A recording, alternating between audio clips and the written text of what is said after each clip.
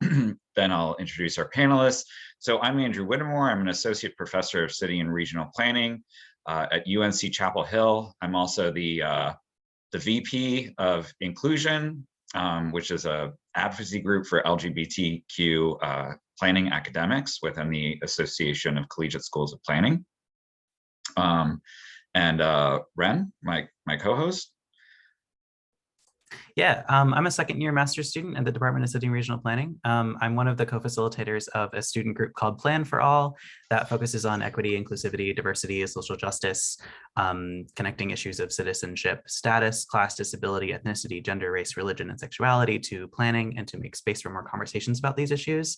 We do some social events and some speaker events. The speaker events have been really popular, so we've been doing as many of those as we can. There's like 3 other co-facilitators. I'm not sure if they'll be able to be here today, but oh yeah, my pronouns are in my bio, or in my name, so I don't have to say them. But if anyone wants to put their pronouns in their name, that's good. I wanted to say thanks to all the panelists for being here, and thanks to Andrew for reaching out to me to help co-host this. I'm so excited to hear from everybody. Thank you, Ren. So we have 4 panelists with us today. First, there's V. Fixmer-Oraiz, coming to us from Iowa. They're the founder of Astig Planning, a company that fuses community organizing techniques with planning frameworks and is aligned with a vision toward equity and sustainability. Their work has focused on regional planning and community engagement. V has worked with municipalities and counties on comprehensive and master plans and has contributed to the completion of several regional watershed plans. We have with us Kristen Jeffers, who hails originally from Greensboro, North Carolina, just up the road, but is now in the DC area. She is the founder and editor-in-chief of The Black Urbanist multimedia platform, as well as an author, textile artist, and designer, urban planner, and activist. She is a Streets Blog Network member and has contributed articles to Grist, City Lab, Next City, Greater Washington, and many more.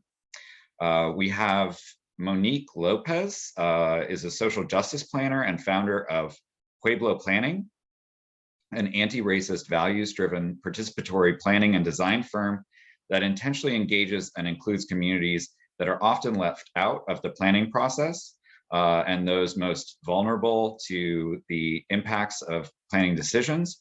And Monique is coming to us from sunny Southern California. And in San Francisco, Eric Shaw is the director of the Mayor's Office of Housing and Community Development. He's worked in the philanthropic, nonprofit, and public sectors at local, regional, and state levels in the areas of program and strategy development and management. Thank you all for being here today.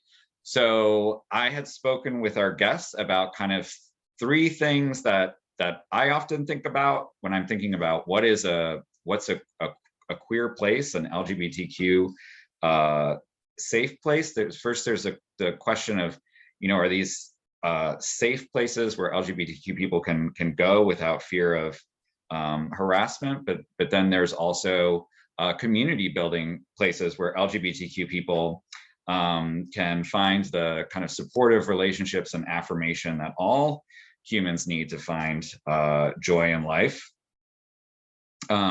Safe places, community building places, these can be all kinds of places, right? They can be workplaces, home places, commercial, educational, virtual, recreational, and so on. The second theme that I talked with our hosts about is that given that LGBTQ people are of many different genders, different racial and ethnic identities, sexual orientations, class backgrounds, cultures, we need to talk about the intersectional nature of experience in these places, right? That different LGBTQ people can experience them very differently. And third, I've asked our panelists to think about process. So how are LGBTQ people included in the process of realizing these places, or within planning process more generally, right? How are they not just included, but maybe sometimes centered? So these are the 3 things that I've talked to our panelists about, and each one of them is now going to spend a little bit of time talking about how their work relates to any or all of them. Did V, can we start with you? Sure. Yeah. Thank you.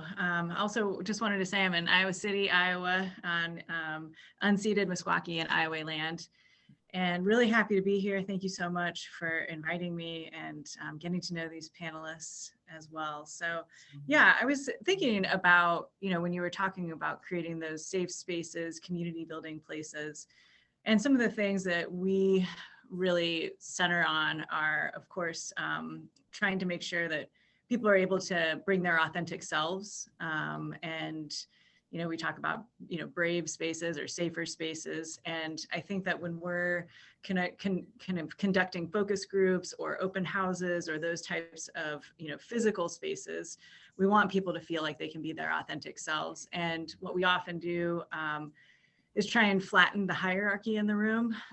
There are practices, restorative justice practices, making sure that people are heard, that they are able to tell their truth in a way that feels safe. We usually tee that up with making sure that we create a space with community values, identifying what how we're going to treat each other in the space.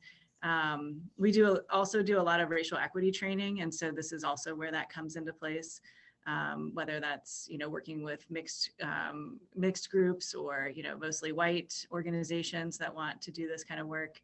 So I feel like it's really important as we establish new spaces that we make sure that we have an opportunity for people to know if something comes up, like how we're going to respond as a group, that there is some trust building that happens in there and being very intentional about that. We want to make sure that people, we invite people to share, pronouns if they feel comfortable. I think that, by doing these sort of grounding practices when we're coming together, it helps create that more authentic space. And as we move through it, we can identify, okay, this is, maybe something tough will come up, or maybe an idea that's shared is problematic. Then we have some tools to point to. We have some values that we said that were shared that we want to call upon. So it provides a touchstone too. And I think that it's really important as we move through spaces that we are very intentional, that we're actively listening and, making sure that people are able to be who they are. And that what they're sharing is something that they know isn't just going into a black void, right? When we're conducting planning processes, it's like, oh, is that plan just going to sit on a shelf? Am I wasting my time? Those kinds of things. So making sure that people know that, hey, the mayor's in the room, or, if it's going to be, bridging that, divide of people who are making decisions and people who are impacted by those plans, making sure that that is known as well. So I feel like we do that when we're creating those spaces, and then throughout the planning process, if we're having surveys and that it's not always the best thing, but sometimes it's necessary for that outreach, we make sure that we include a lot of open-ended questions so that people can really identify who they are, whether that's their gender or sexuality or race, but then also have some discussion about that. This may be the first time they've ever been asked, and so there's somebody attached to that survey that you can follow up with.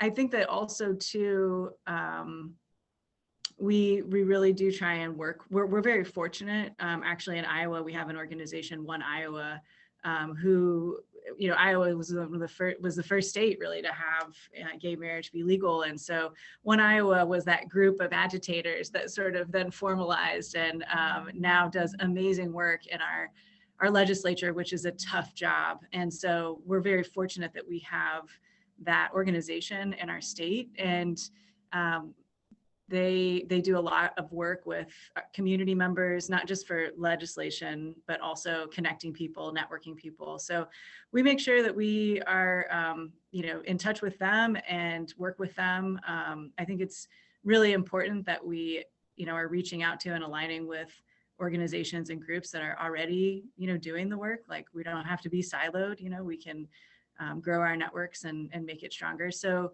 those are some of the things that I think we kind of do when we're we're thinking about, our planning process, how do we incorporate LGBTQ plus people, and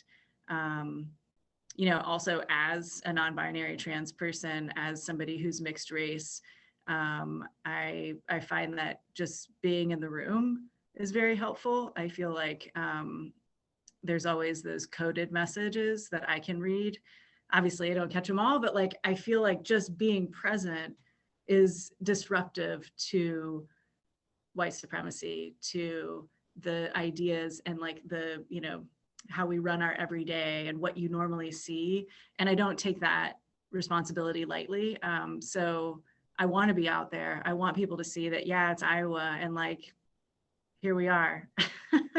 You may be trying to legislate our bathrooms, but we're still here, and we're still fighting. So yeah, I want to, hear from others or hear any questions.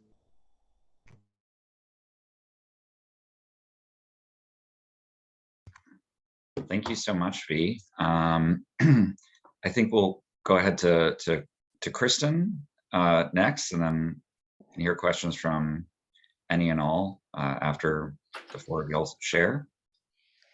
All right. Well, good afternoon, and I guess good morning to some folks as well. I'm Kristen Jeffers.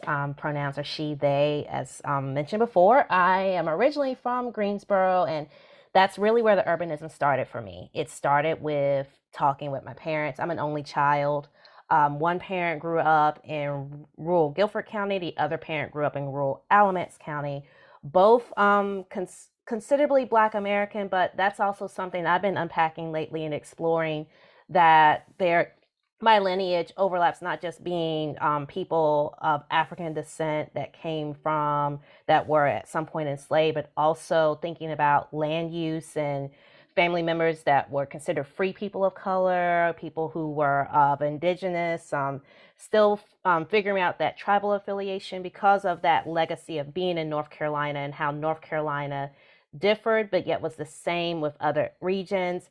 It's been great having conversations lately with people from all different regions, and that's really it. Like, that's what really influenced me. Now, in the beginning, when I started the Black Urbanist, I wanted to tell everybody, it was like, I'm here, I'm Black and woman, you can hire me, you can do this to me. And then over time, I realized that urbanism, this mode of trying to prove myself, wasn't working.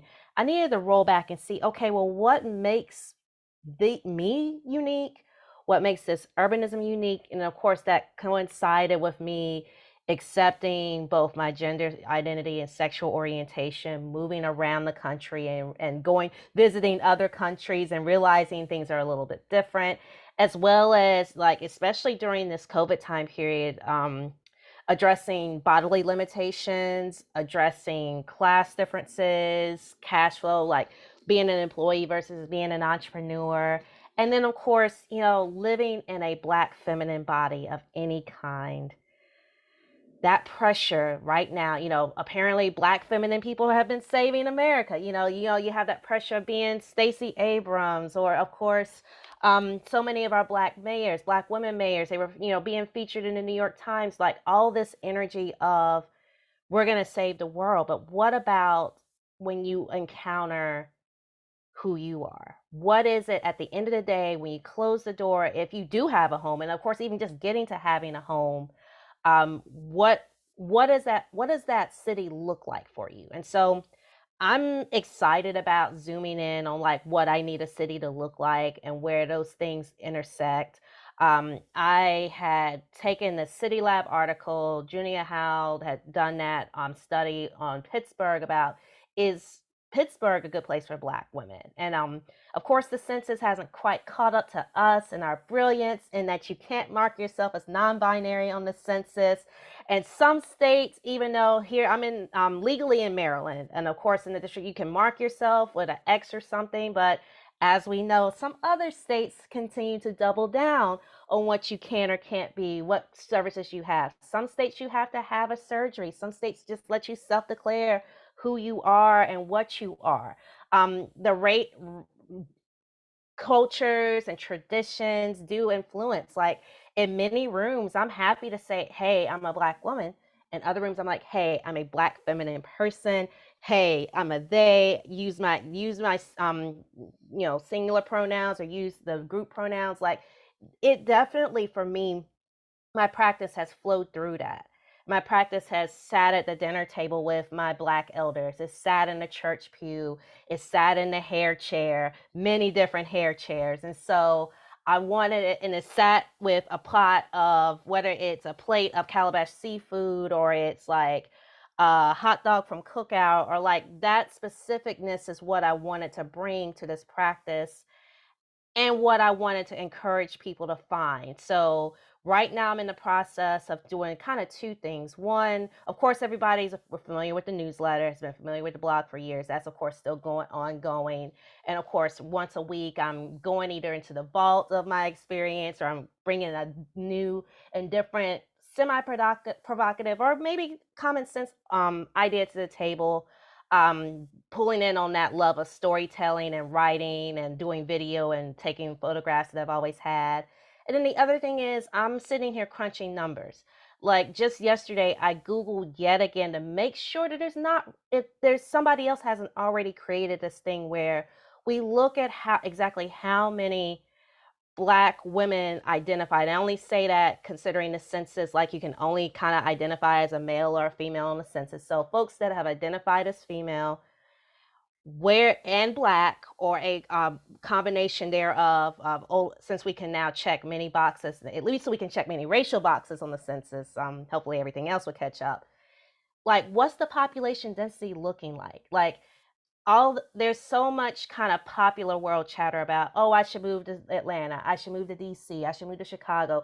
X city is great for Black feminine people, X city is great for Black queer people, X city is great for this, that, and the other. And so I've been looking at, okay, along with and I have right here with me, I've been using Chocolate Cities. That has become kind of a little bit of a Black chocolate city making Bible, as it were, for me. Like, I've used a lot of their distinctions.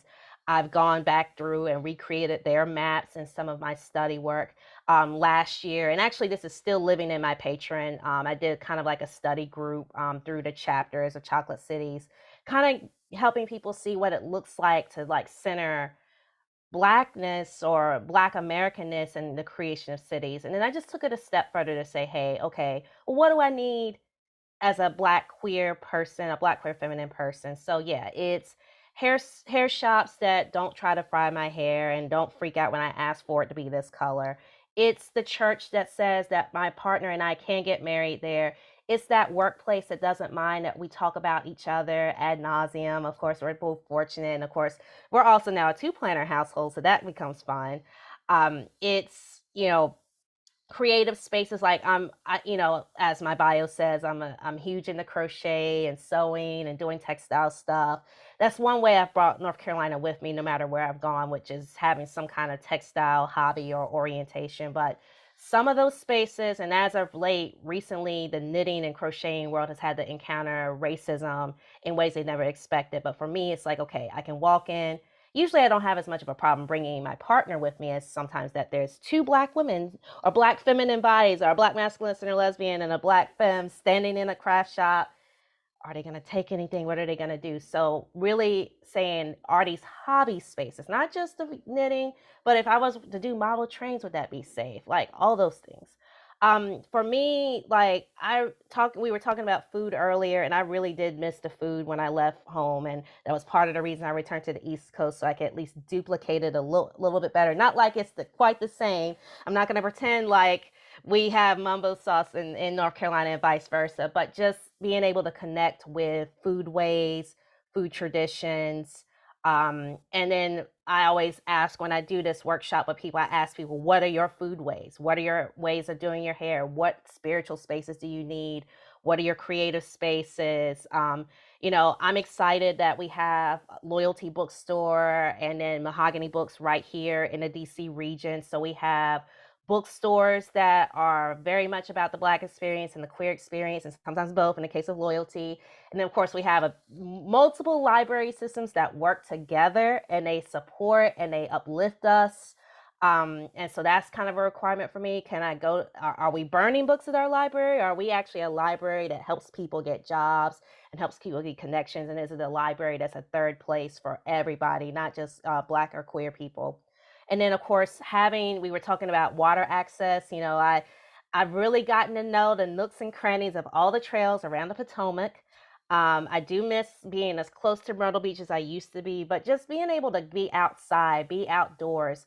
This may be more of a thing for Black identified bodies, that there's this idea we don't belong in nature. Of course, we're unpacking a lot of racism around parks and access to parks and pools. But for me, it's like kind of like organizations like Girl Trek exist to get Black women, Black femmes out walking. I want my community to not be surprised that once again, two Black feminine spectrum people are walking on your trail and they're having a great time. And then honestly, my last thing that I've been examining with this Black queer feminist urbanism work is within our queer spaces. Are we assuming, like so many other cishet folks, that we're all wealthy, we're all white, we're all thin, we're all abled? And so really asking our own, like our centers, our health centers, even our faith denominations, like places that lead and say, hey, we are queer spaces. Are we intersectional, and are we willing to have these conversations? I like what Equality North Carolina is attempting to do and becoming more of not just a queer justice organization, but they're also a racial justice organization. So that's one example of some institution I can think of that's asking themselves that question and expanding their bounds out there. But of course, this urbanism I have assumes that the health system's going to be great, that transit's already going to be working out, that educational opportunities are numerous. So much like that City Lab study already assumed that. And of course, it's interesting, of course, to see Greensboro at the top of so many charts, but then of course, me and my critical eye of living there, growing up there, having an unaffirming family that lived there, knowing that there's a balance, and just examining what that balance looks like beyond everything else I've done over the years, which is, of course, do public engagement and do equity studies and do panels like this. And of course, anything else you might have seen my name pop up over the last just over a decade now. So that's what I do and how I bring everything together. Thank you, Kristen. And Monique? Sure. Well, first of all, I just want to thank you all for inviting me to this space. One, it's been really nice as I've been kind of thinking about what am I going to share in this space. It's been really nice to specifically reflect upon how being a queer person and having a queer experience and being part of queer community has influenced my practice. And it's something that I don't necessarily reflect a lot on. And as I've been doing that reflection, I'm like, wow, it's really had a profound impact actually in my practice. And so I'm going to share with you all, 5 things in terms of how queering place has showed up for me in planning practice and or in planning spaces. But I just want to first start off by acknowledging, right, that like my perspective and practice is rooted in my past, but it's also rooted in my current positionality. Right? It's rooted in both.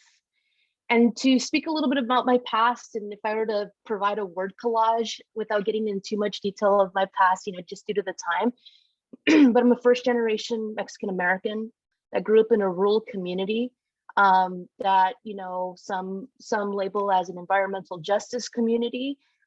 There's a lot of pollution burdens around us, disinvestment around us. Grew up in a low wealth family in an evangelical Christian home. We went to a Southern Baptist church. When I was 8 years old, I was hit by a car and it took me about a year to recover. And then when I was in 5th grade, my family we were displaced from our home. Eminent domain was used, right? A planning tool was used to displace us from our home for the betterment of the, of the public good. But still to this day, and I'm almost 40 now, what remains there is a vacant lot. So how is that public good, right? But also part of that kind of growing up experience, like I have really fond memories of the joy I would experience riding my bike for hours. And the joy I would experience, after 5th grade, we ended up moving out into the country, the joy I'd experience when my mom needed an onion for dinner, that I could ride my bike 2 miles to the field where I knew where was at and bring some onions home and maybe a cantaloupe home.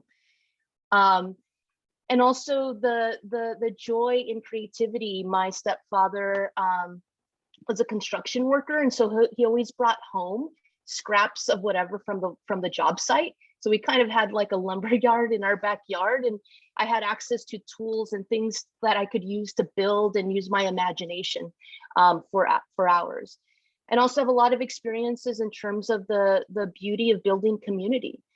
Whether that was within my own church community or in other places as well. And so that experience in building community. So there's kind of these what seem like dichotomies in terms of one's lived experience, but they are actually all the parts of who I am, and in today. In terms of queering place and how being queer or having a queer experience, in addition to all these other complex experience, really influences my practice today. The first I would say is the work we do really centers around intentional inclusivity, meaning that we intentionally engage folks that are excluded. And when a client comes to us and says, well, we want general community engagement, we say we don't do that. That's not the role we play, and we state the reasons why. And I think this is kind of in terms of reflecting in terms of that intentional inclusivity, is that growing up in an evangelical Christian church and home, that wasn't practiced at all. And knowing the hurt and pain, and also the feeling of the lack of power in those spaces, is exactly what I want to flip on its head in my planning practice and planning spaces that we're facilitating. So that being one. Number two, which is the thing I probably get the most in trouble for, but it's the most fun thing, is both pushing and questioning norms. Our very existence, right, is just pushing and challenging those norms. And I bring that into planning spaces where it's not a thing that I fear, but it's a thing that I embody, right? And so we're continually questioning how these planning norms or practices are done, and really hoping and unashamed and unscared in doing so. Number three is closely connected to number two, but it's really seeing other possibilities, being able to see other possibilities, because we actually represent and embody other possibilities. And that's like a superpower. That's a superpower that we hold. And it allows us to have that radical imagination, right? Because we had to, and we're all in different places in our own like healing around being open to radical imagination, right? But for us to come into ourselves, we had to have that particular radical imagination and see a different way of being and a different life forward, right? I wouldn't have imagined, thinking back to like my 12-year-old self, the life, the beautiful life that I have today, right? I have an amazing partner. I have an amazing kid. We've created a home of love that required radical imagination, and it took some time to get to that place. And so I bring that same spirit in the planning spaces. Can we think about this issue differently, right? And collectively with community. Number four, which this is a fun one, is being able to see and solve problems outside of the binary, right? As being someone who is a non-binary person, it's just the way in which I walk in the world and how others perceive me. And oftentimes in planning, you're posed with quote unquote solutions that are very binary. We got to do this or this, right? But really seeing and blurring those lines of the binary of solutions that are presented to us. And I think as queer people, we're much willing to engage in those complex conversations and move beyond, you know, binary type solutions as well. And the last one is, and I think this has already been mentioned, I think V mentioned a little bit about this, and also Kristen as well mentioned a little bit about this as well, but really being your unapologetic and authentic self. And that has taken some time for me as well to navigate personally, that's my timer, to navigate as well in my own life. I feel more like myself today than I've ever felt before. That is because surrounding myself with community that is loving, right? But it's also therapy, let's be real, right? It's a lot of things that get you to that place. But because I am my unapologetic and authentic self, it means that I can come into planning spaces being unapologetic about the principles and ways of being and practices that I bring to that space. If someone questions it or pushes back, or, you know, one of the things is there's this notion that you're going to do planning from an unbiased position and what have you. And I'm like, no, we do social justice planning unapologetically. And if that doesn't, you know, get us a contract, that's fine. That's not the contract we want. So how do you be your unapologetic self, and how do you bring that into both the principles, the values, and the practice that you do within these planning spaces? So those are the 5 things that, you know, I really appreciate you all inviting me here, that I've been able to kind of write down a little bit and reflect of like how being queer has actually profoundly impacted the way, you know, I do my work today. So thank you all.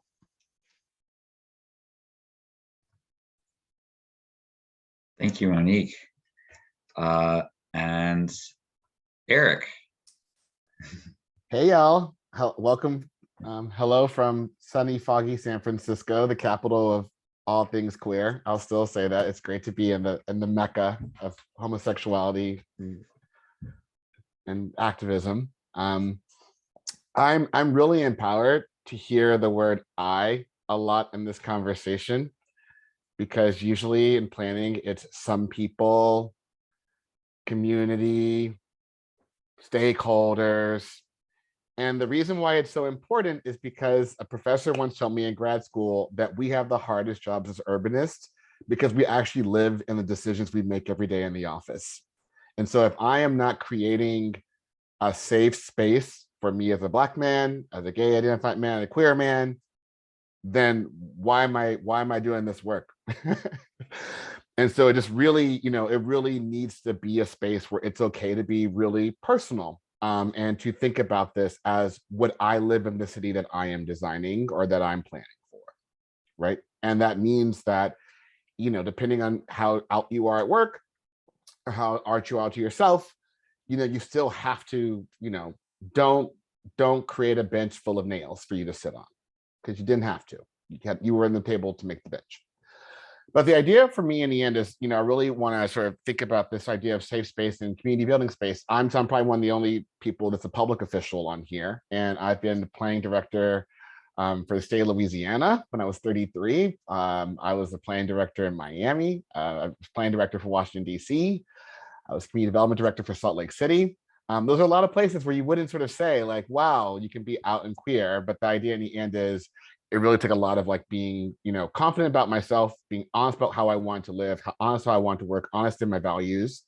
And, you know, and that's how it's going to work, right? So the manifestation always sort of comes out that way. And so as I said, I just think that like when we talk about safe spaces, it really does begin in the workplace. And so I'm going to talk a little bit about working in Washington, D.C., because it really was a space where we just did a lot of queer stuff, and it was about modeling behavior.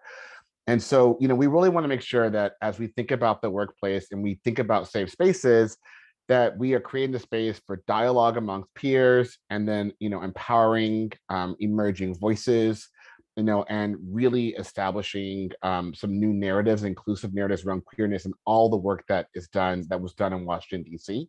And I think that still exists within in my job right now in San Francisco. And so during my 4-year tenure in Washington, D.C., we launched the LGBTQ historic context statement.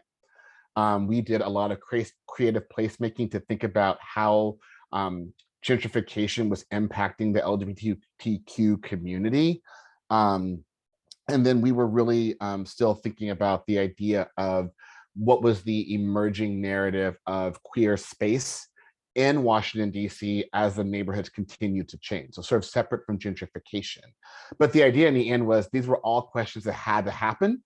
It was great to sort of solicit the resources to think about those ideas and really do some tangential things. So we had a creative placemaking thing called Lauded Liz. I would love to have you guys look at that. As working with Whitman Walker Clinic, we rethought the idea of a contemporary queer memorial that was actually led by some interns that did the design for that was sort of influenced by work all throughout the country and through the world. And then I told you this LGBTQ context statement that made us think about what were the contributions and alignment of sort of queer power, queer identity, and the evolution of the city of and the evolution of the district, starting from the very beginning. And so it really was powerful to think about having these core pillars and to do this work. Now, sort of setting this agenda, and actually I'll say this, when I started my job as planning director, I said, I care about queer people, people of color, and children. And I was like, is that too much? And somebody said, no, those are the voices that are compromised out of in building consensus. So it was very important to center those things, because when we do some people and community and neighbors, we average versus actually identify the spectrum. But in being very open about that, being very open about myself, we realized at some point in doing this work, in a meeting around this work, I had 10 interns working for me. All 10 of them identified as part of the LGBTQ community. And it wasn't that I had picked them, it was that they felt safe in a space to talk about their partner, to talk about their husband, to talk about their experience. I didn't realize this, but 20% of my leadership staff identified as LGBTQ. And so we're sitting in a meeting and, I've known them for 15 years. And I'm like, oh yeah, that's right, you are a gay man, right? But it was a moment where there was a space to set up the conversation to be a queer person within the work. And I think it made the work better. And it led to some really hard conversations and honest conversations with people bringing themselves. I have just 2 more points. And so in doing this moment and thinking about like you live in this work, we were doing a queer memorial. I have 2 interns that worked on this idea. They scoured the country, they designed this. I took a picture, I'm like, this is like, you guys are Cleve Jones, like this, the rainbow flags being made. Like I'm in the moment of queer history being made, which they didn't think about either. But one of the things I said is when you design this, because if you guys have been in DC, it's a bar called Trade, very fun bar. You leave there about 3 o'clock in the morning. Sometimes you're a different self. But I said, when you walk home from Trade past this memorial, regardless of your situation, when you stop and point and say, I did that, I want to tell the story of that work. Or are you be like, wow, that's a corner I can go pee in, right? I was like, we don't want the corner to go pee in. We want you to be, even in whatever state you are, to stop and tell the story of that work. And so that was the moment, that was a really good prompt for a 21-year-old intern who's going to Trade. But it really sort of centered some things. As we did the LGBTQ context statement, we did a listing of all the bars that gay bars and queer bars that ever existed in DC. Wow, it was a fun experience. And you can just sort of see my staff like going, oh, I have a memory about that. But we had a real conversation, me being a Black queer man, that there were a lot of bars that my white staff hadn't seen because they weren't supposed to see it, right? DC is a very segregated space. Black people have navigated queerness very differently in DC. And we had to have a real conversation around what do we publish around Black queer spaces, because we knew there was inherent difference around that idea of being out and being open. And so it led to a really good conversation around race, around intersectionality, around history, around identity, that we hadn't had ever in our office, because we were centered. And we were great to have, and almost done, great to bring in. We had a Black queer deputy mayor for equity who was able to bring some perspectives. And we had a lesbian head of housing and community development who brought in perspectives. But we just really sort of convened also the other leaders and partners to expand this dialogue. And so I'll say just two more things. Is just one is that, like, in being open about this, it created the idea of accountability, allyship, and partnership, right? So as I said right now, and being open about this, we brought in new community partners that had never been at the table talking about queer history. We brought in new department heads that were able to talk about their queerness and living in DC in their leadership space, but it had a new space for that. For allyship, when we did our creative placemaking, we had some straight male artists that did our queer space work. And my prompt to them was, make it gay as hell. That's all I want. Make it gay as hell. You go figure it out. So if you guys watch RuPaul, they got hot. They weren't warm. If for, Maddie Morphosis, if you guys were watching that lately, they were on fire. That's all I got to see.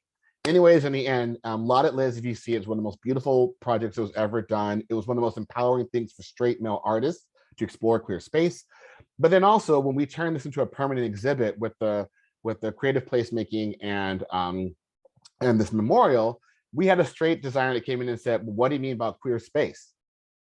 And I was like, here's a list of all the stuff everyone else has done. Do not be lazy, be a professional, and follow the prompt. So there was accountability around outside partners having to own what was the expectation of the city and the community, because we had done the work.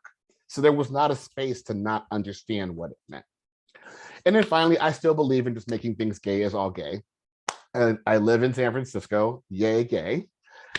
We are building some LGBTQ senior housing right now. I'm a housing director. And I was like, how gay can we make this? How queer can we make this? So queer supervisor, Harvey Milk Seat, Raphael Mandelman, college classmate of mine. Queer housing director. We're gonna have a queer services operator. We just reached out for the Queer Contracting Guild. We found a person that's doing queer capital with billionaires to invest in affordable housing. We are finding people that will be hiring through the queer hiring hall. But I was like, we can vertically queer this. And what's that gonna mean in the DNA of that space, when at every level in creating queer space, there were queer hands and queer minds touching that. And so I'm excited about what that's going to be. And it's going better than I thought, but you have to start with that intention. So I talked a lot, I apologize, but that's where I'm at. Thank you very much. That's wonderful, thank you. I loved hearing the thing that stuck out the most to me from all four of you was, in thinking about these places, it seemed like so much of that came from inside yourselves and like being who you are, and that in turn informs how you think about creating these spaces. Is this a space I would want to be, or and really holding those up, given that a lot of you grew up, like Monique, you were saying, in places where visibility was not allowed, and yeah, also visibility is just so powerful. I think one of the most hopeful stories I've read recently was about visibility is so powerful. If it wasn't, we wouldn't see this awful legislation that we're seeing now, like the no gay in Florida in schools there. People are so threatened, sadly, by this visibility, but that's how powerful it is. So yeah, I want to open up for questions, or Ren, if you wanted to have any reflections or questions. It's really exciting to hear about, especially Eric, you're talking about like having so many queer folks working together on queer projects. Being a second-year master's student, the thing going through my mind right now is, how do I find like, how do I do job search stuff where I find a place where I can work and be authentically out in like this vulnerable place of having just graduated and needing a full-time job like right now. Do you have any advice? I know some of you started your own firms, which is very, very cool, but I don't think I can do that at this point in my life. Do you have any advice for people doing that straight out of school job search, looking for a place where they can embody that authenticity? I would just note, just real quick, and I'm sorry to jump in, is your life is not your work. Oh, Right. I'm big on that, Eric. No. I want to note that, right? I think there's two spaces right now. I think it's really important to ask questions around open and value statements. How true is your DEI statement? But like, do your research not on like, do you paint in yellow or paint in gray? But like, really focus on when someone says, do you have questions? The question isn't how many days a week do I work, but like, can you tell me more about your DEI statement? How's that working? Who's your person? You know what I mean? But really focus now on some accountability around how people are presenting themselves. Why don't you have one? What does that mean? I think the other space right now is I'm really interested in doing work with my communities that may be with you or without you, but I'm going to be working with, out North Carolina on creating a queer pop-up. I would love to get your support in that, but if not, then, in your mind, either how that's concurrent with your work or how you can have a conversation with your future firm around how that work could be a value add. So I would just sort of say in the end, like, really ask about the DEI statements and hold people accountable to that. But then the other space in the end is what is your trajectory for doing more just as a practitioner and the world? And I have a lot of friends who got so stuck in doing DEI work in their firms that they forgot that they could go help, help the Castro Cultural District or the Trans District do something like on their off time, right? You know what I mean? So really think big about how you want to contribute to space and to the world through both your profession and through your experience and through your expertise.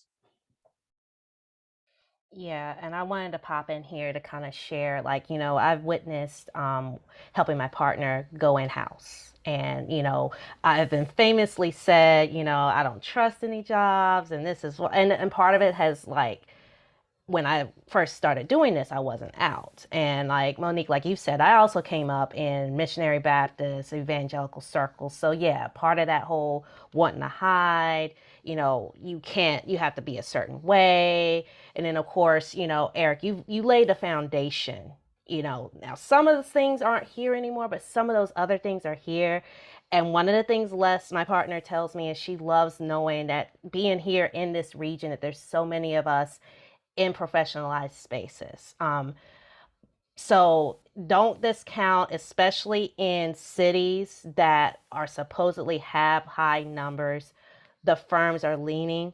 Of course, her firm is hiring right now. I can send you a direct message if you want. They are hiring and interviewing. So yeah. And one of the other things I like about her firm is that they have been serious about, during this time period, remote, health, wellness, enough insurance, because that's the other thing. Even if you are doing your own firm, you got to plan for, well, what if something happens to me? Like with me, I'm like, okay, I hope nothing else major happens to me. And so that's also something to consider. Another thing you're going to start seeing me talk more about in the work that I'm doing is exit plans and retirement. Even though I'm only in my late 30s, you got to think about it. And I've lost grandparents through this COVID period.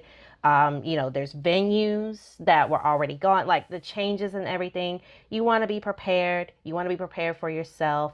You want to get out there and get the experience. You want to see it. You want to know it. But you also do need to have that core of you, so that jobs can't just shake you.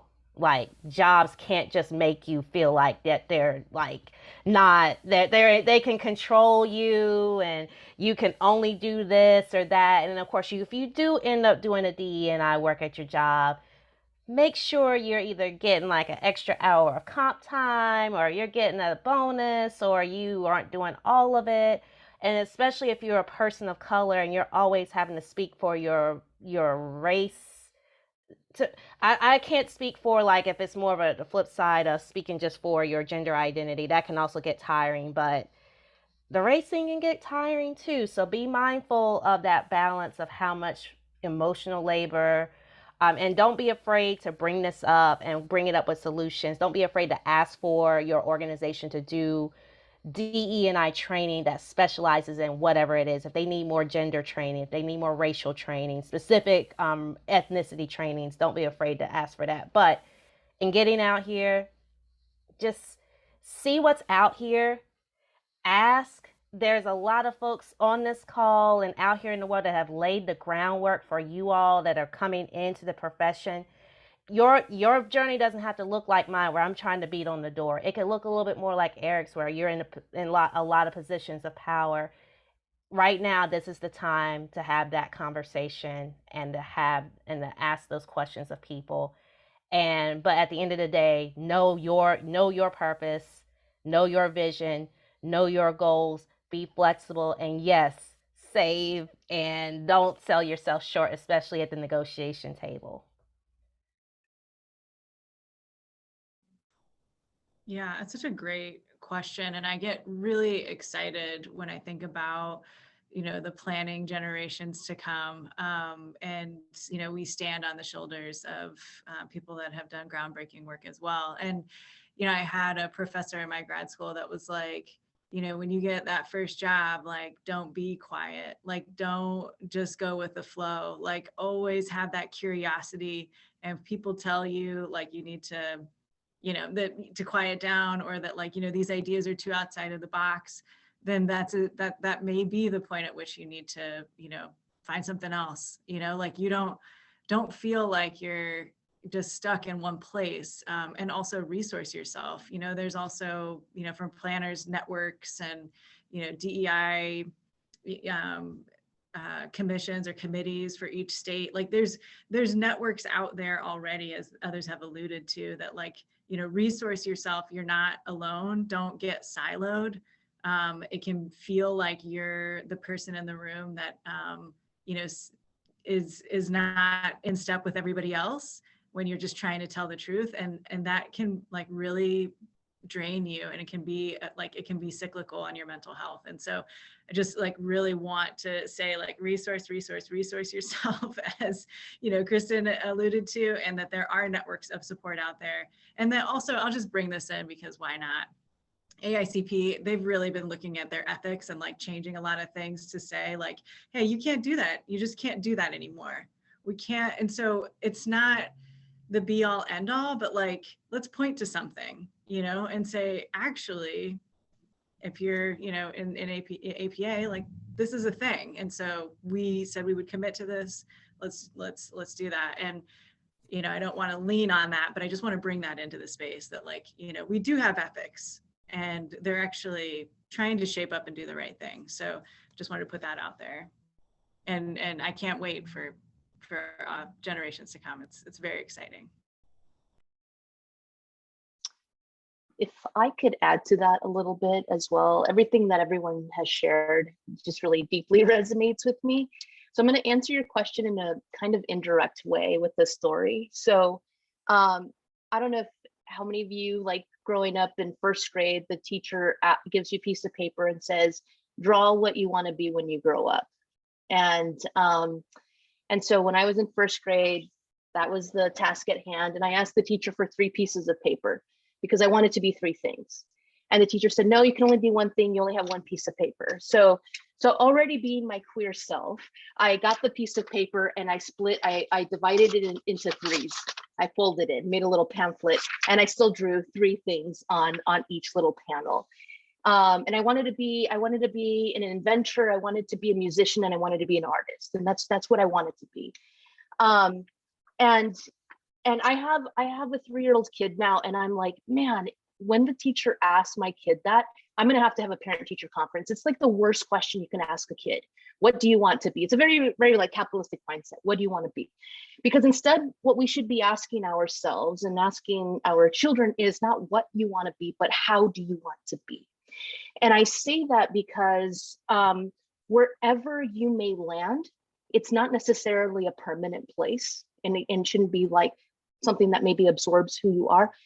But it's a place in which you ask yourself, is this a place where I can be how I want to be? Right?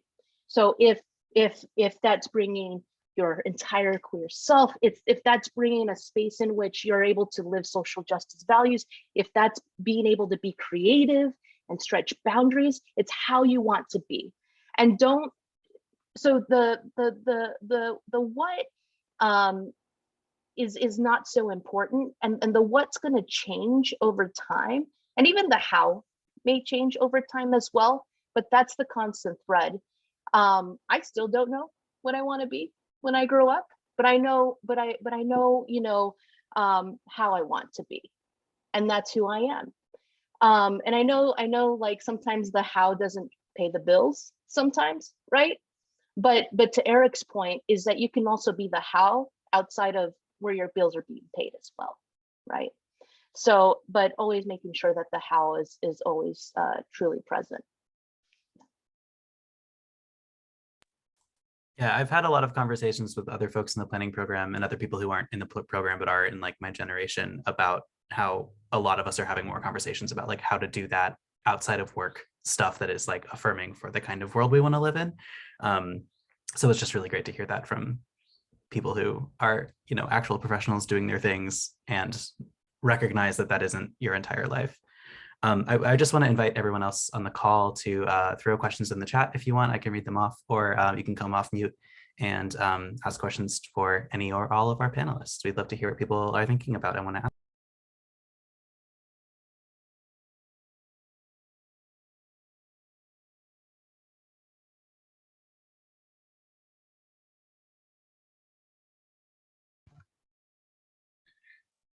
Mike Mendez posted an interesting link in the chat. Mike is from UC Irvine, about, yeah, many people discount planning for LGBTQ people because they, you know, characterize that community as white and wealthy.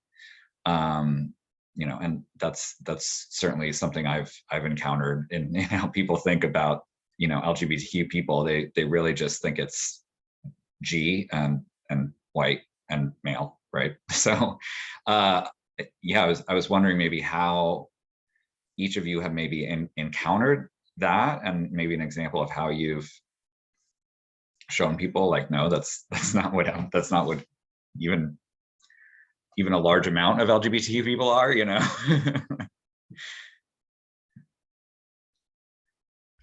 I mean, that is literally, I've hit that point with what I'm doing. Cause like for me, as someone who's also considered late in life, I'm like, okay, I've been in these cis spaces.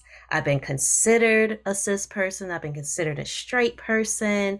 And going back to like traditions within the Black community, yeah, we've had to balance safety. We've had to present a certain way to be safe. There's a article by someone, it was on Afropunk, about their gender being Black. Oftentimes, like, people don't even get to our part. Like, you might see folks on Drag Race, you might see folks at Pride Time. I was just watching over on LGBTQ Nation, there was the Black lesbian family who just adopted. Like, it seems like every time I see, and then of course watching shows like All American, and you know, having a partner that's like masculine of center, and then still seeing this narrative of death, destruction, um, for lack of a better word, thuggery, like those things, it's difficult, and we do have to change the narrative. Like, we're both proud of times when we can show up differently than what we're expected to be. Another thing I wanted to bring up, and another reason why, you know, as I had said before about, you know, being a little bit fluid with perception, Black bodies weren't always given certain genders. Like, it's a revolutionary act for Black feminine people to be able to call themselves women. So keeping that in mind in this conversation around feminism, womanism, like whether or not this is a word we use or should use, that's still a very real thing. And so, and then of course I could go into the spaces and thinking about the spaces that are remaining here in DC, and I can't think of a Black lesbian one specifically that's not a church. Shout out to our ministers that are here, but what if you're not Christian? What if you don't drink? What if you are ACE? What if you're not, you use a wheelchair, or if you use a walker? And of course, right now, if you're immunocompromised, and this has been your world, because you're not back out at even at the beer garden. You're at home, you're, staying secure, and sometimes you're navigating the healthcare system where they still don't believe that you have pain. So that's all I can add to this. Just living in this particular body, and watching my partner and watching friends of ours in similar bodies, but all in that Black spectrum of things. It's definitely, there's definitely a whole world. There's a whole spectrum. We have our own spectrum of lesbian and queer women. And I think we need more attention to that. And especially I'm calling on our queer media spaces to do better with showcasing those differences, and especially with other queer communities of color and the nuances and how they present themselves. And there's a weird space in San Francisco where, I'll be honest, white gay men have weaponized planning in a way that is odd. There was a moratorium on gay bars in San Francisco and the Castro that was for 25 years. It just got lifted because they didn't, it was, the neighborhood was transitioning from sort of bars to this. There's a real fight right now that's happening in the Castro Cultural District around changing the flag to be inclusive. And so people are pulling out Cleve Jones and going, this is a historic flag. And the new leadership, which is mostly Black and queer, they got a point to the border saying, no, we should be the most inclusive place ever. This flag has evolved. And there's a real fight about this right now, to the point it's actually demoralizing Black and brown leadership who want to shift Castro. And then the Castro Business District, before the Culture District's done, did a planning study that says we're going to prioritize the businesses. Women's clothing was considered a non-viable option for clothing in an official planning document of a city entity. And so it's very weird as we think about now having a leather cultural district, having a trans cultural district, trying to shift these conversations and hopefully empower some alternatives in this language.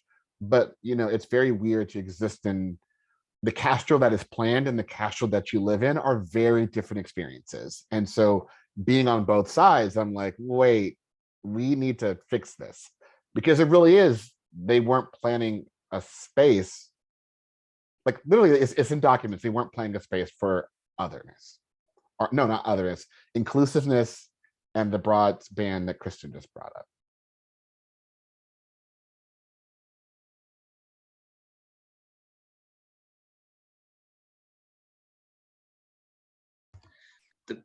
The moratorium on gay bars in Castro, holy moly. It just got lifted last week.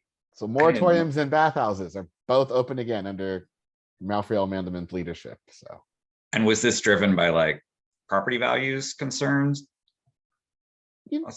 Concentration of bars, right? Quality of life. Right. Let's just use every word that we've talked about. So I'll put that article in there too. But it led to two people owning bars, one of those folks being openly racist and anti-woman and anti-trans. And there was no space as the trans, Black, Latinx bars were going away to create those new spaces. And so literally when Raphael Mandelman lifted the moratorium, he was like, because we need to create more spaces for more people to be safe how they want to be, right? That was the purpose, versus let's have more bars for economic development. It was, we have a diversity of places where people can engage, right? How they want to engage.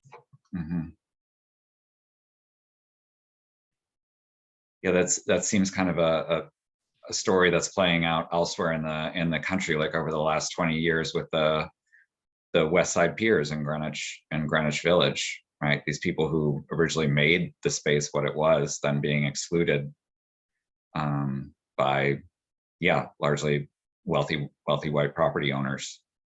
Hi, Jane.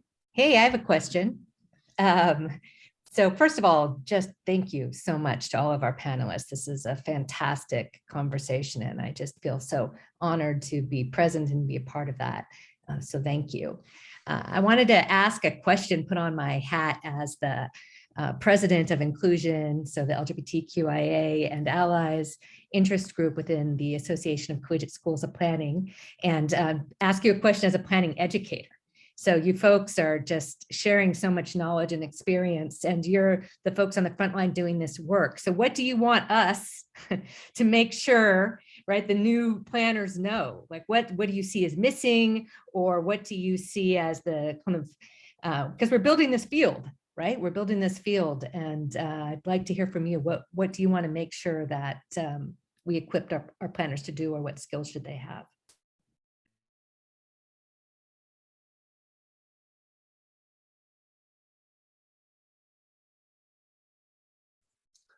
Curiosity, like, I mean, I'm very fortunate that I went to the GSD at Harvard, and and they just tell you you're going to be in charge and do everything in the world, and it sort of works, it empowers you a little bit.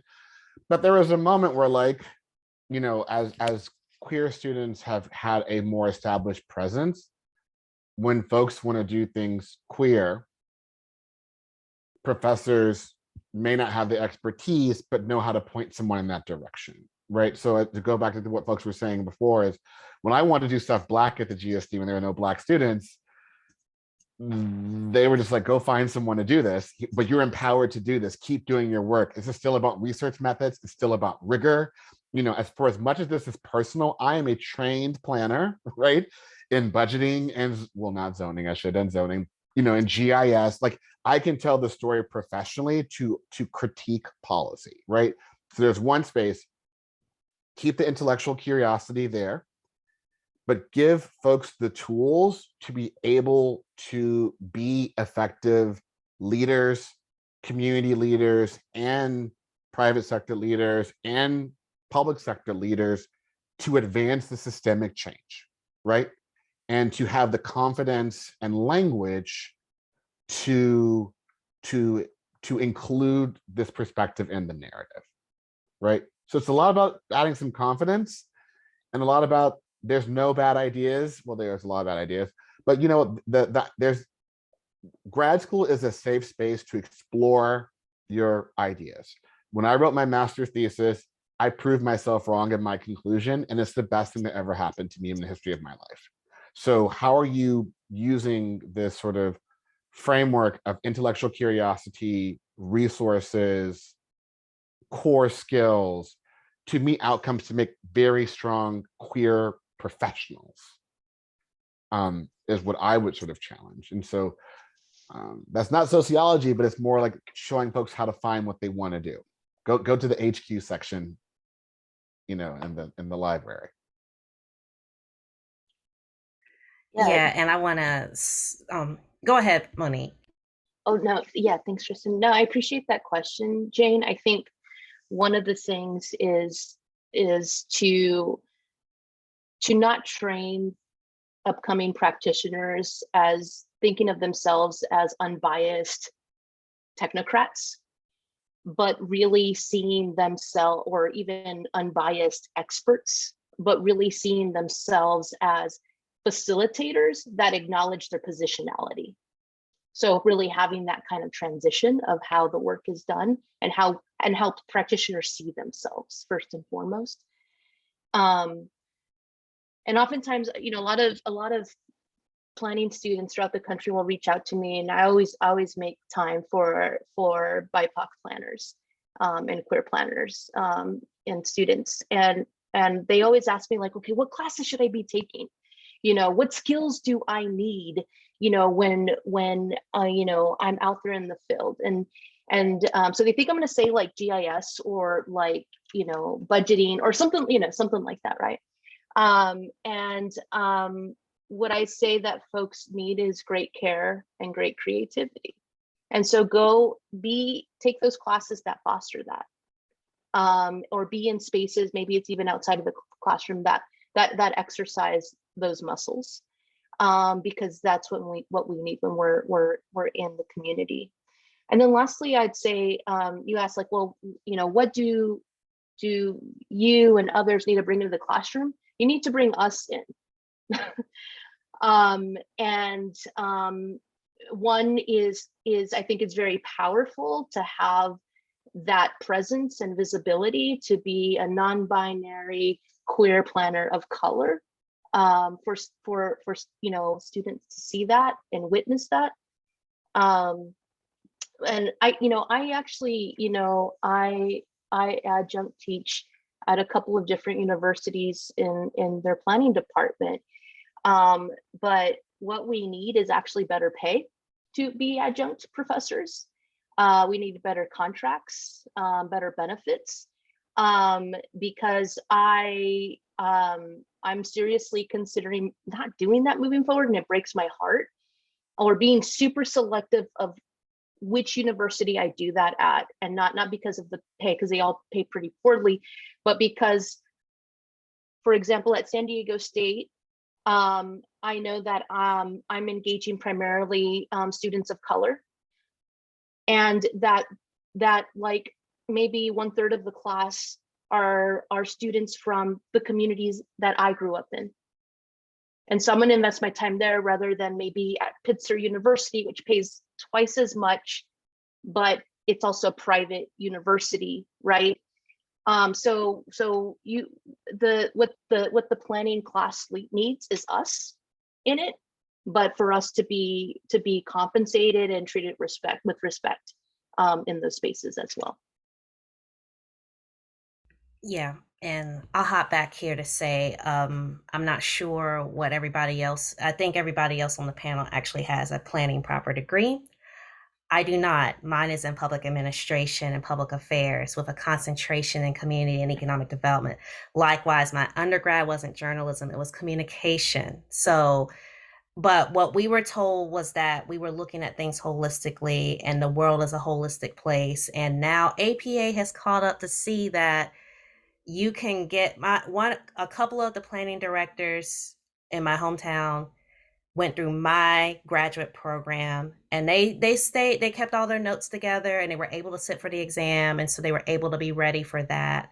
And of course, now we've opened up the world broader so that when we see like people doing things in their communities in a structured way, in a intentional way, of course it honors like communities of color and others that have created even when they don't have formal activities. I want planning schools to realize that they live in that ecosystem, and that students understand that they live in an ecosystem, especially if they work in, well, honestly, you're either working in-house in local government or state government, or even like at one of the federal departments, or you're working for a consulting firm that's probably contracted to work either directly with a community or a community development corporation or local or state government in that function.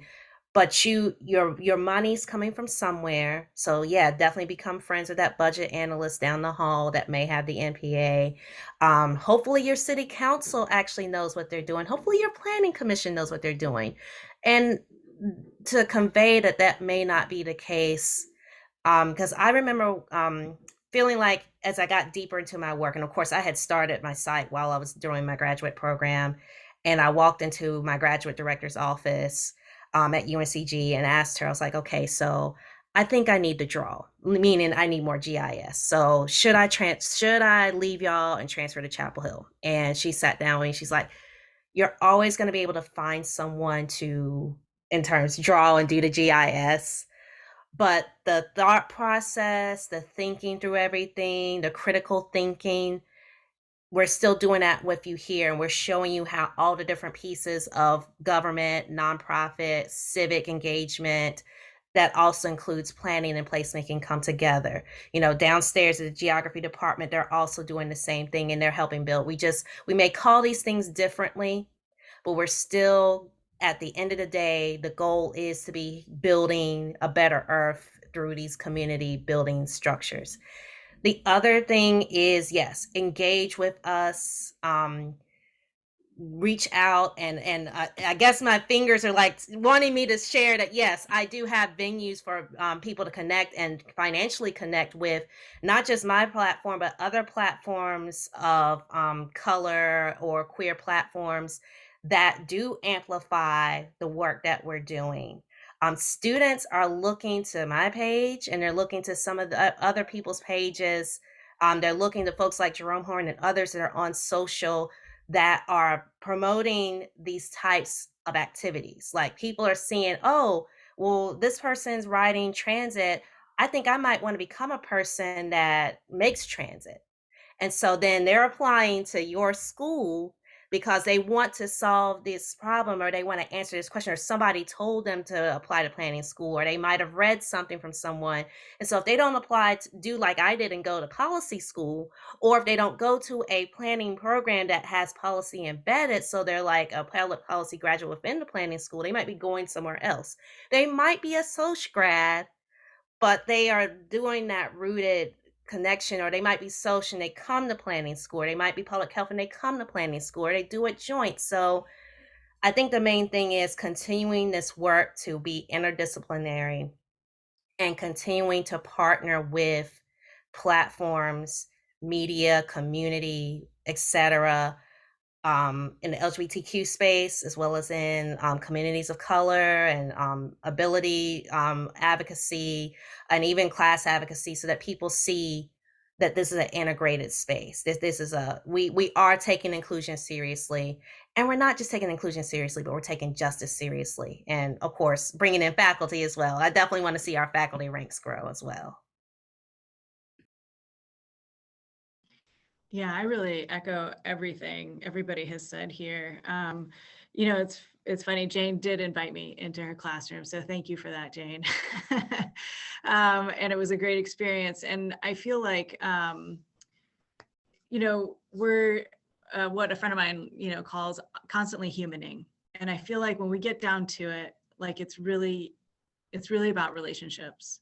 And so when, you know, you have your graduate program and you're doing all your work, and then you have your, you know, capstone class or something where you're supposed to be working with community, I feel like there's not a lot in there to equip students to actually understand what community building is and how to do that in a way that doesn't cause harm, or, you know, re-traumatize people.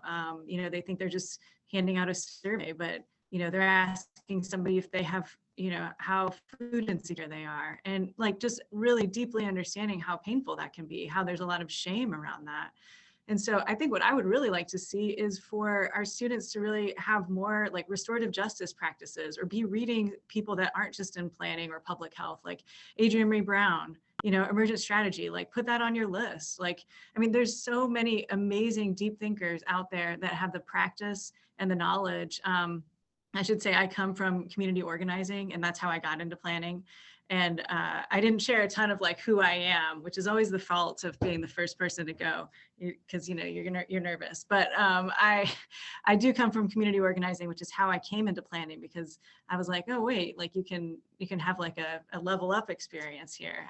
You can kind of see the pieces that are in motion. And I've found that through my profession, and, you know, I'm 43 years old, it's taken me a while to get here. You know, when you're talking about, I have my own firm, like, you know, looking at my 12-year-old self, I never would have thought that would have, like, those words would be even coming out of my mouth right now, or that I would even make it to 43, to be honest.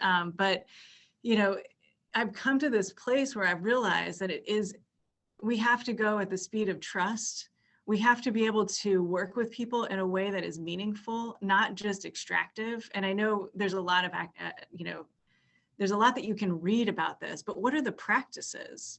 You know, I think those are the things that we really need to be teaching students, so that when we are, you know, facilitating, I felt it was like trial by fire. All of a sudden I was like, you know, thrown a community that I'm supposed to be doing watershed planning with, and I didn't even really know what I was doing. And looking back on it, I probably caused more harm than I had intended, just by the questions I was asking, or how I was asking, or, you know, when I was hosting the meetings, who I was excluding, or, you know, we didn't provide childcare or a meal or whatever it was. You know, like there's real concrete things that I think are very basic, that students need to come out recognizing across all platforms, that like we're really talking about community building. I mean, our company is really focused on, you know, the climate crisis that we're in, and the racial and social injustices that are happening, and who's being impacted by them. So we work disproportionately with, you know, people that are underestimated community members. Like those are the folks that we are working with primarily. And you have to be thinking about that when you're going out into the community. You have to know how to say what you're going to say and who you're going to be working with. So even if you're going to be doing your data crunching in the back and you don't want to be that person out in the community, you need to realize that that's who you're impacting. Like, it's people, it's lives. And so I guess that's one thing that I wish I had when I was in grad school, was some more skills building around that, like real concrete skills building. And yeah, so, and thank you so much for everything everybody has said, 100%.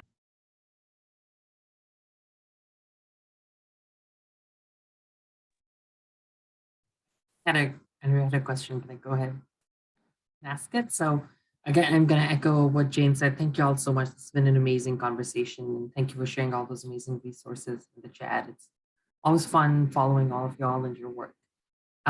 My question really was, and you all have touched on this in some ways, sort of engaging with queer folks. And particularly, you know, with folks who are going to be marginalized or vulnerable in other ways, we see a lot of distrust among queer people of color, you know, trans folks, non-binary folks, folks who are not sort of part of the, you know, gay mainstream. They have a distrust of the state and the government, and they will often, you know, shy away from engaging. Kristen, you mentioned the census, and I worked on the Census Complete Count committee from a queer perspective here in Austin, Texas. And it was really hard. Folks were just like, well, I'm not even part of the census. Why would I fill it? And it was very hard to convince people, well, no, like our HOPA funds depend on this. Like, believe me, you get resources and it counts. So I guess my question was, how do we engage with folks who do have this natural distrust of planning systems because of the history there, particularly among folks who are going to be marginalized in other ways?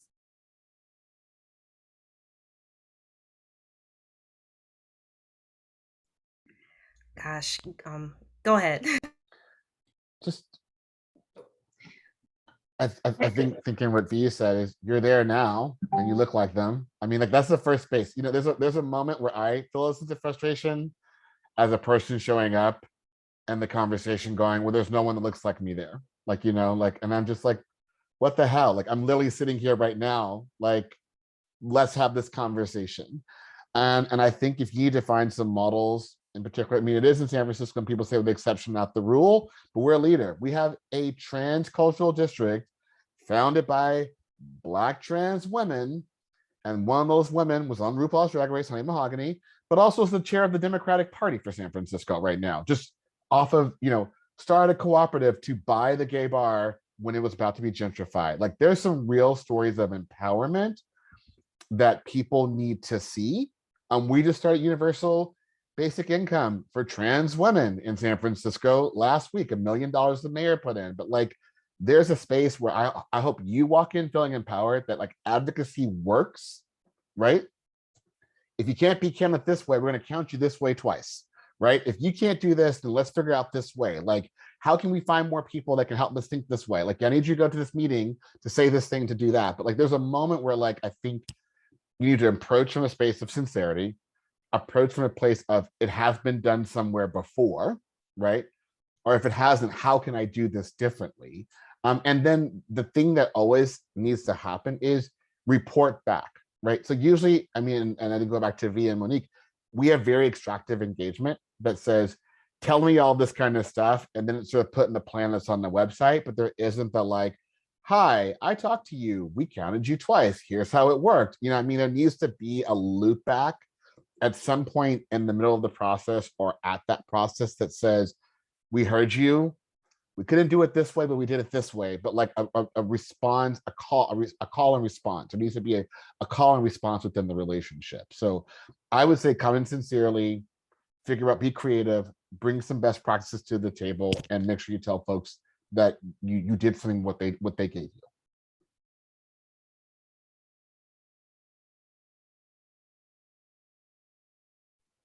Just a couple more minutes here if anyone has any last thoughts on that question, but we are going to wrap up at 2. I'm not going to keep anyone past that time because I really care about people's time to be here. Y'all have been so generous with us. Hey, yeah, I do. I have a quick question. Well, maybe not that quick, but thank you all so much for talking. I'm researching right now older lesbians living in Los Angeles, and Los Angeles is interesting because there's not that dense concentrated enclave, and a lot of what you're talking about with restorative practices, restorative planning and healing spaces, I think resonates with a lot of what the participants have been talking about thus far. I'm really curious if you have ideas also about like the decentering of queer spaces, as in like people who more and more often, especially queer people of color, trans folks are getting pushed out of these like concentrated enclaves like the Castro, and where a lot of the services are centered. And so how to be reaching and supporting, kind of redistributing resources more in a decentralized way for folks who are living in smaller towns and rural areas as well.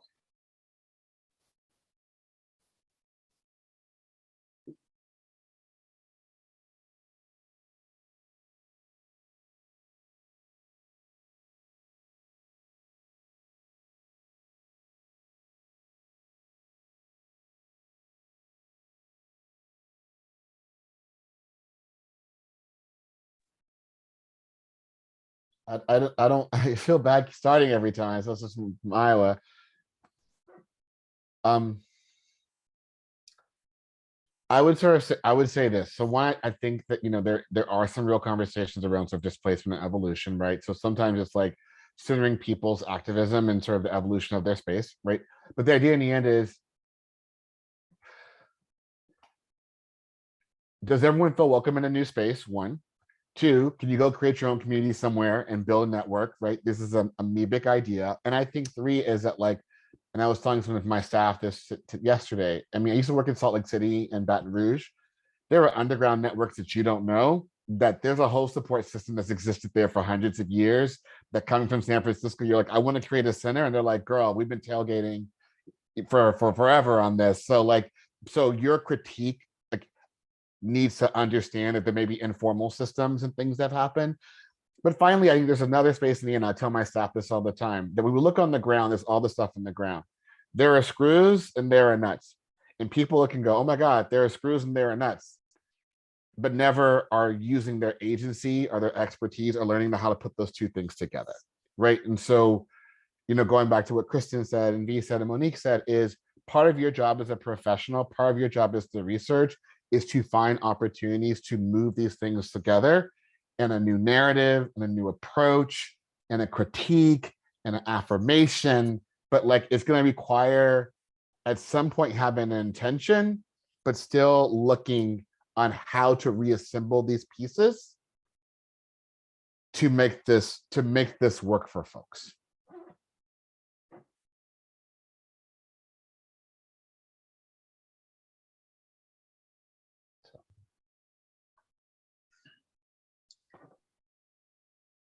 Thanks very much. Thanks, Eric. Yeah, thank you, Kristen, Monique, Vee, and Eric for coming and spending time with us here today. This was wonderful. Very gracious with your time. Loved hearing your perspectives. Ren is going to be sending me the recording of this, and we'll be posting it on the ACSP website. And then are we gonna be saving the resources from the chats too, Ren? Yeah, I was planning to save the chat, and I'll send you with the recording, like all of the links everybody sent, so that we can spread those around too. Okay, awesome. Well, enjoy the rest of your Friday, everyone, and have a good weekend. And it was great to see you. Thanks and do you want to remind people that there's going to be one more? We're going to have one more panel at the end of March. That's right. So that still in the look making for that. Next Fireside Chat coming up. Yep.